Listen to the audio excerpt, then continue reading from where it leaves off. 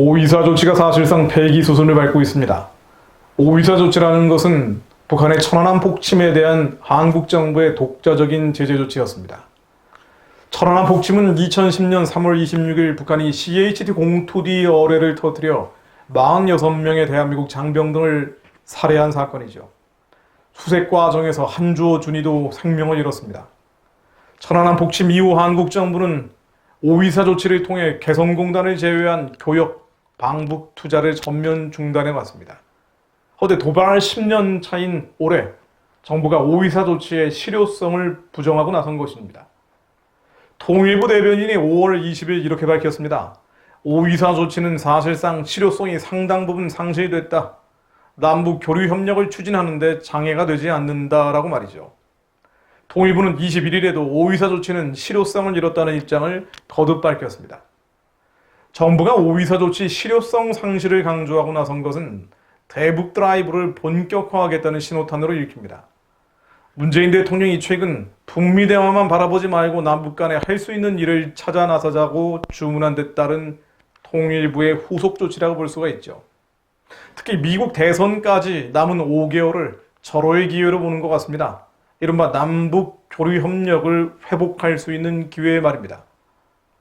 외교 성과에 목마른 트럼프 대통령을 움직일 수 있는 찬스로 인식하는 것이겠죠.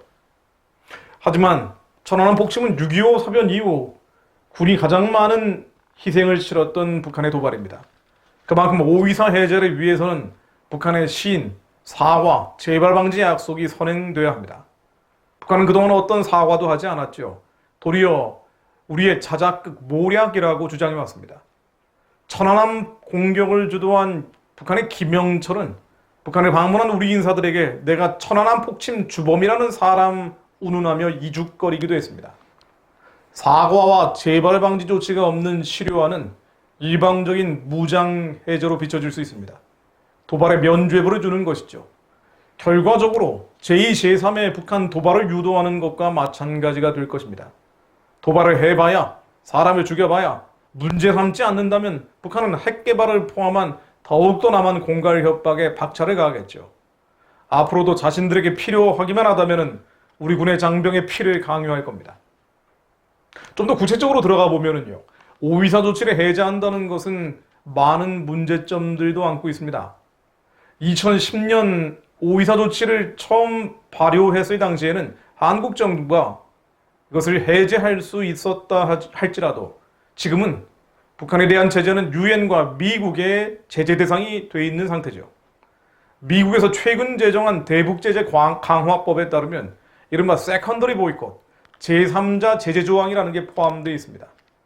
미국 재무부가 금융제재 대상을 북한과 고의로 거래하는 개인과 법인까지라고 확대해 놓은 것입니다. 북한과 고의로 거래하는 개인과 법인, 따라서 이것을 위반할 경우에는 최고 20년 징역형까지 받을 수 있습니다. 한마디로 북한과 사업에 나서는 한국 기업들은 국제적 범죄자가 될 수 있다는 말입니다. 결국 미국의 태도에 달려있다고 봐야 할 것입니다. 2018년 10월 10일 트럼프 대통령은 한국은 미국의 승인 없이 제재 해제를 가하지 않을 것이라는 말을 3번이나 반복한 바 있습니다. 현재 미국의 국무부는 한국 정부의 오위사 조치 실효화 발언에 대해 남북 협력이 반드시 비핵화 전진과 보조를 맞춰 진행돼야 한다. 원론적인 이야기를 하고 있죠. 따라서 지금으로서는 미국이 어떻게 받아들일지는 정확한 예측은 되지 않습니다. 다만 미국 쪽 분위기를 살펴볼 수는 있죠. RFA 자유아시아 방송에 보도된 미국의 데이비드 맥스웰 민주주의 수호조단 FDD 선임연구원의 발언을 한번 들어볼까요? 맥스웰 연구원은 이렇게 이야기합니다. 오위사 조치 중단이 북한의 진정성 있는 비핵화 협상이나 한국과의 책임 있는 관여에 나서는 상응 행동을 가져오진 않을 것이다. 한마디로 북한이 변할 리가 없다는 거죠. 오위사를 왜 해제하냐는 뜻도 포함하고 있다고 봐야 할 것입니다.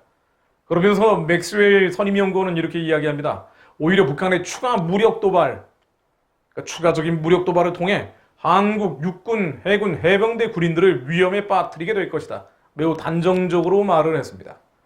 대북 제재 전문가인 조슈아 스탠튼 미국 변호사 역시 같은 톤으로 이야기를 합니다.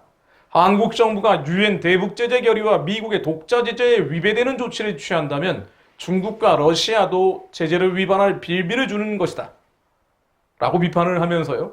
또 미국인들은 이러한 조치, 즉 한국 정부가 오이사 조치 해제 같은 조치를 취할 때 과연 미국인의 세금과 군사력을 동원해서 동맹국인 한국을 지켜야 하는 이유가 무엇인지 의문을 갖게 될 것이라고 덧붙였습니다. 결과적으로 이번 정부 조치는 한미 간의 방위비 분담금 협상과 함께 한미 관계를 악화시킬 수 있다는 요지로 비춰집니다. 이제 마치 김정은의 오랜 꿈이 이루어지고 있는 것 같은 모습들이 연출되고 있습니다. 김정은의 꿈은 한국을 만만한 인질로 만드는 것이겠죠.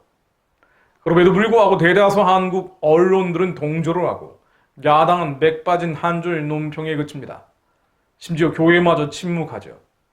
만약 우리의 아들들이 천안함 희생자라면 이렇게까지 할 수 있을지 의문입니다. 물론 한국 정부는 미국과 전면적 외교 중단을 각오한 채 북한 체제 지원을 재개하는 것이 쉽지 않을 것입니다. 개헌을 통해서 한국 체제를 완전히 뒤바꾼 상태라면 몰라도 말이죠.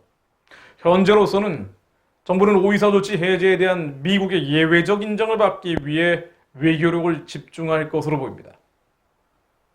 그리고 이런 상황들을 만들어내기 위해 지금부터 분위기를 띄우기 시작한 것이라고 봐야겠죠. 결국 오이사 조치가 해제되고 북한 체제 지원이 본격화되느냐, 그래서 남북관계가 연방제 수준까지 유착되느냐, 사실 이 여부는 트럼프 대통령의 결단에 달려있다고 볼 수 있습니다.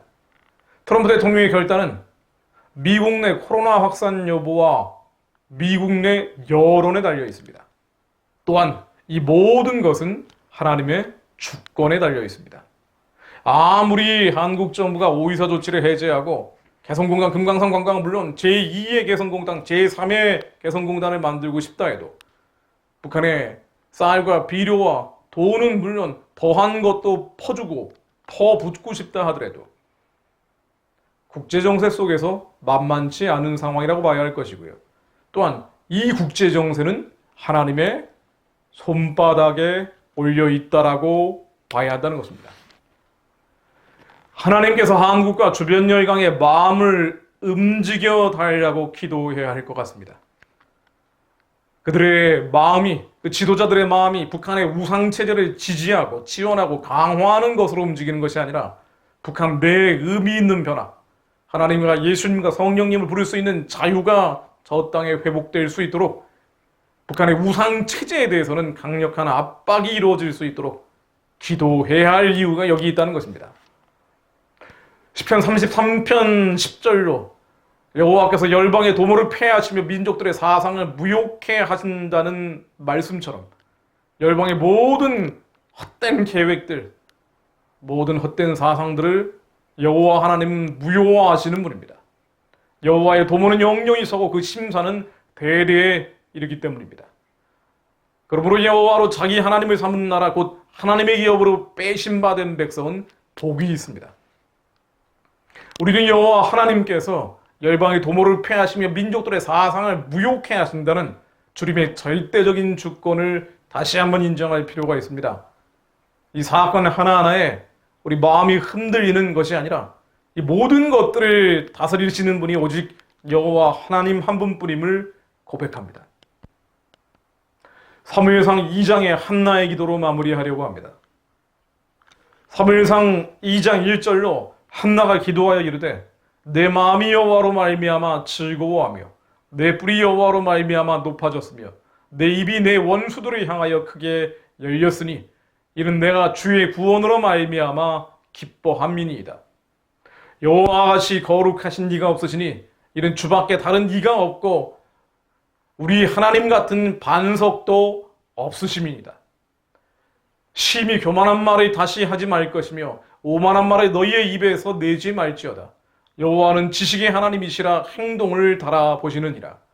용사의 활은 꺾이고 넘어진 자는 힘으로 띠를 띠도다. 주님이 모든 것을 주관하신다는 것이죠. 그렇지 않게 인간의 힘과 노력으로 외교적 노력과 외교적 힘을 통해 자신들의 도모한 계획을 이룰 수 있다는 것은 교만한 말, 오만한 말일 것입니다. 심히 교만한 말에 다시 하지 말 것이며 오만한 말에 너희의 입에서 내지 말지어다. 여호와는 지식의 하나님이시라 행동을 달아보시느니라. 여호와는 공의와 정의를 판단하시는 분이십니다. 사무엘상 2장 5절입니다. 풍족하던 자들은 양식을 위하여 품을 팔고 줄이던 자들은 다시 줄이지 아니하도다.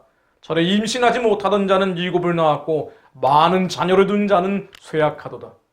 여호와는 죽이기도 하시고 살리기도 하시며 수월에 내리기도 하시고 거기에서 울리기도 하시는도다.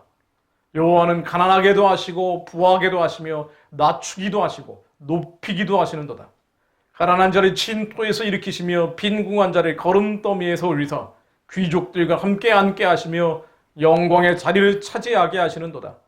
땅의 기둥들은 여호와의 것이라 여호와께서 세계를 그것들 위에 세우셨도다. 땅의 기둥들은 여호와의 것입니다. 그 위에 세계를 세우셨습니다. 그러므로 역사를 주관하시는 분은 하나님이십니다.